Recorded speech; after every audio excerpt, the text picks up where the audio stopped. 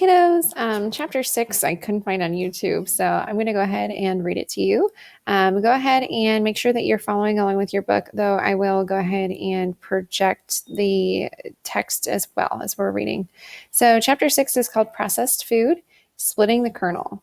Do you eat a lot of corn? Looking at it one way, each American eats only about a bushel of corn per year. But that number only includes the corn that looks like corn on the cob, or corn out of a can, or corn chips. But if you count all the corn we eat, directly and indirectly, the average American eats a ton of corn every year. We don't recognize it as corn, though, because it's been turned into something else. Almost half is eaten by animals and turned into beef, chicken, fish, or pork. 1/10 of the U.S. corn crop is turned into processed food. To make processed food, corn is first broken down into different parts. Those parts are put back together in new ways to make the sweetener in your soft drink or the starch in your hamburger roll. All of this happens in a factory called a wet mill. This old sort of mill, which simply grinds grain into flour or meal, is dry mill. To follow the industrial food chain, I had to follow the river of corn through a wet mill. There are 25 major wet mills in the United States, most of them owned by corporations Cargill and Archer Daniels Midland. George Naylor's corn probably went to Cargill's mill in Iowa City. ADM runs a giant plant in Decatur, Illinois. Both of these companies refused to let me tour their plants. Luckily, I was allowed to visit a smaller mill at an Iowa State University in Ames, Iowa. Iowa State really should be called the University of Corn. Corn is the hero of many of the sculptures and murals on campus. The soybean, Iowa's second largest crop, gets its share of attention too. The school's wet mill is part of something called the Center for Crops Utilization Research. Larry Johnson, the center's director, was more than happy to show me around. Industrial design. Johnson described the wet mill as kind of an industrial digestive system. The mill itself is a maze of stainless steel pipes, valves, filters, and tanks. Corn travels through the maze and is broken down through a series of steps, including grinding, like the teeth, and soaking in acid, like the stomach. But by the time it reaches the end, the corn is reduced to simple molecules, mostly sugar. Soybeans go through a similar process. The first step in the digestion of corn is to split the kernel into its different parts. The yellow skin, the germ, which is the tiny dark part nearest the cob, that's the part that holds the tiny embryo of a corn plant. The endosperm, the biggest part of the kernel filled with carbohydrates. When a shipment of corn arrives at the mill, it is soaked for 36 hours in a slightly acid bath. This swells the kernels and loosens the skin. After the soak, the swollen kernels are ground in a mill. By now, the germ is rubbery and it pops right off, Johnson explains. The germ is then squeezed for corn oil. Corn oil can be used as a cooking or salad oil. Some of it is hydrogenated. That means hydrogen is forced into the oil molecules. This makes the oil stay solid at room temperature, and so it can be used for margarine. Doctors used to think margarine was healthier for you than butter and would not cause heart disease. Now researchers think that these hydrogenated trans fat in margarine are actually worse for our hearts than butter.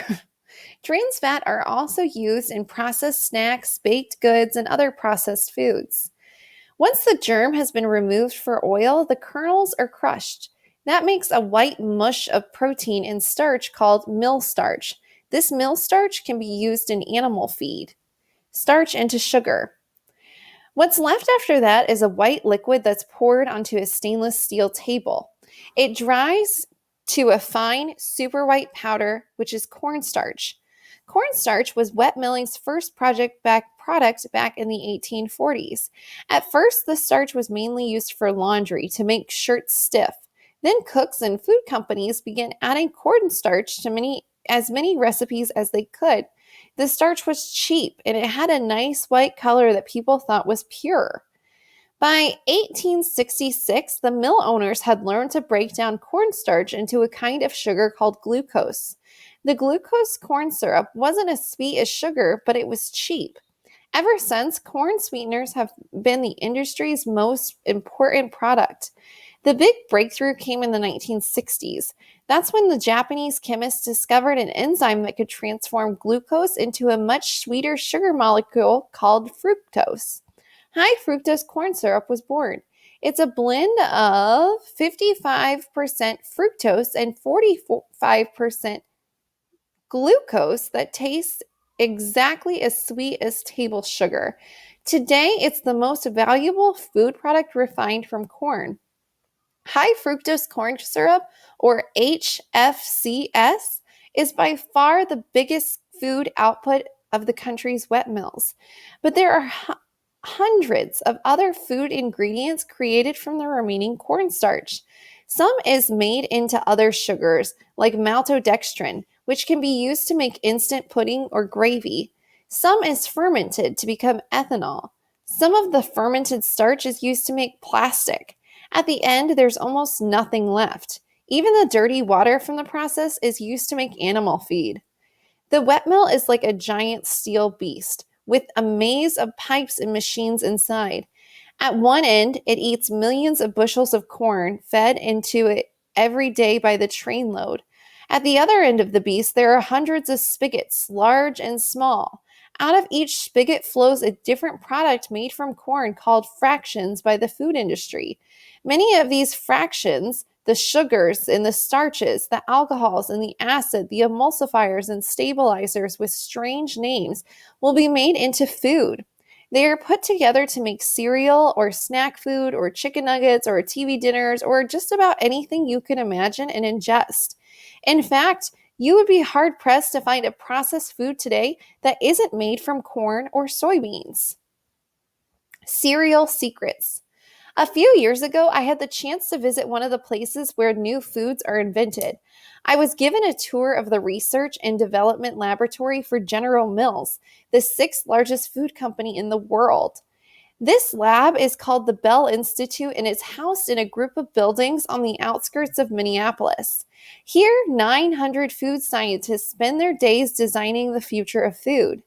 Much of their work is top secret, but nowhere more so than in the cereal area. Deep in the heart of the Bell Institute is a maze of windowless rooms called, rather grandly, the Institute of Cereal Technology. The secrecy surrounding cereals like Lucky Charms seems so silly, and I said so. But an executive explained to me that recipes can't be patented or copyrighted, which means that once you introduce a new cereal, anyone can put out another just like it. All you can do is hope for it to have the market to yourself for a few months to establish your brand. That's why companies keep their new cereals top secret. In the interest of secrecy, the new food scientists would not talk to me about their current projects, but they would talk about their past failures, like the cereal in the shape of little bowling pins and balls. The kids loved it, the product inventor told me, but the mothers didn't like the idea of the kids bowling breakfast across the table, which is why bowling pins never showed up in your cereal bowl. Breakfast cereal is a great example of why companies love to make processed food. A box of cereal contains 4 cents worth of corn or some other grain, yet that box will sell for close to $4.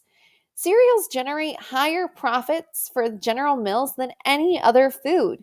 In the same way, McDonald's makes much more by selling you a chicken nugget than a piece of recognizable chicken. The farmer, on the other hand, makes more money from whole foods than processed foods. For example, for every dollar a consumer spends to buy eggs, 45 cents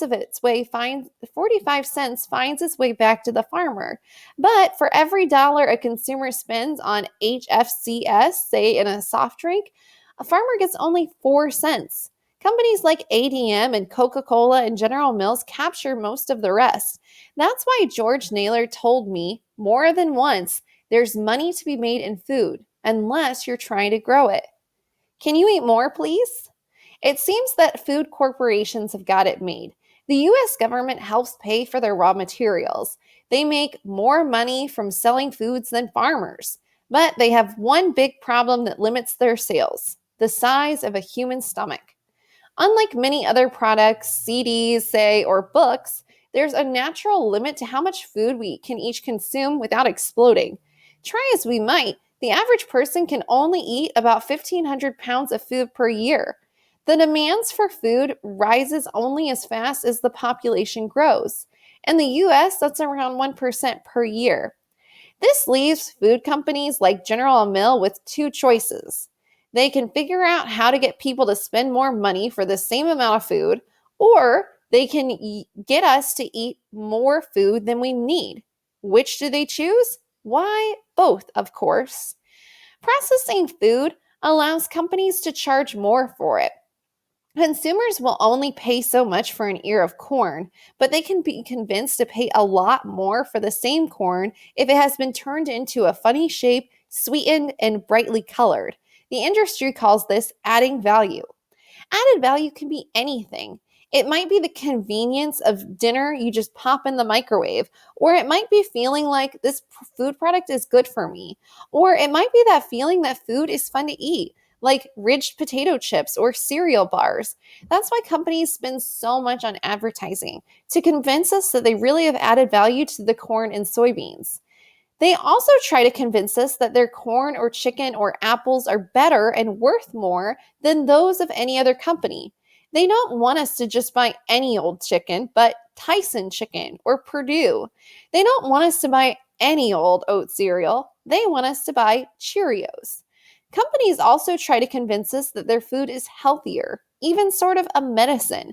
We're used to having vitamins and minerals added to our food. Of course, manufacturers wouldn't need to add them if they hadn't removed them during the processing. And some manufacturers are going even further than adding vitamins. One company called Tree Chop has developed a low moisture, naturally sweetened apple pie infused with a red wine extract.